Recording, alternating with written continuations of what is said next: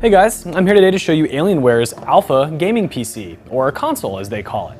Specifically, what I'm going to do is show you how easy it is to disassemble and upgrade a few parts.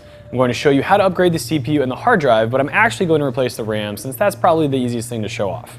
So the only thing you need is a Phillips head screwdriver. You're going to flip it over, and there are 4 screw holes that are really easy to find. So I'm just going to take those out really quick. So then what you want to do is just apply a little bit of pressure, and you can separate the lid from the base. Take that off. And what we've got up top right now is the 2 fan blowers, which are covering heat sinks and the RAM. So we're going to pop these off. These 2 little plastic tabs right here. Really easy to undo. No tools required. Okay, so the heatsink on the right, that is for the GPU. Now that's hardwired to the board, so you're not going to be able to take that off. The CPU is right here. Behind that, we've got the RAM. So first what I'm going to do is just show you how to get to the CPU. I'm not going to replace it because that would require a little bit more work, but essentially, it's a lot like something you would do with a desktop. First, just going to undo these 4 screws, securing the heatsink.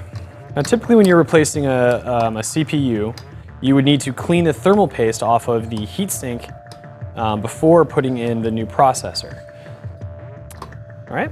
And that's it. It's got a pretty fairly standard bracket like you would see on a desktop. You would just lift this little wire right here, and that would release the CPU. Then you can just pop it right out, put in the new one. Now I'm gonna have to clean this again before we run this, having dismantled the heatsink. But for now, we're gonna move on, and I'm gonna show you how to upgrade the RAM. Now the RAM is right behind. It's got a few little metal brackets holding it in place. Very simple. You just move these little semicircular brackets off to the side. The RAM will pop up, slide it right out. The base model of the Alpha comes with 4 gigs of RAM, and that is 2 2-gig sticks. And I'm going to install the 2 4-gigabyte modules that I've got right here. Pretty easy to put in. You just basically replace them from whence they came. Apply a little downward pressure, those brackets will go back in place. All right, it's pretty easy. Put the heatsink back on, reassemble everything, and show you how to change the hard drive. Okay, with the heatsinks back in place, I'm going to put the fans back on. Snap them back. All right. I'm going to replace the cover here. Flip the machine over. And we're going to take off the bottom plate now to get to the hard drive. Now this is going to be really easy to replace. So easy that basically you can figure it out for yourself because it's got 1 screw right here that releases the hard drive cage. Slide it forward, pop it off, and there you go. Just 4 screws holding it in place.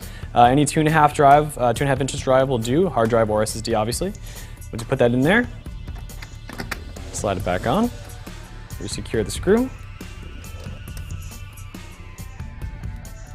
and I'm ready to reassemble the case.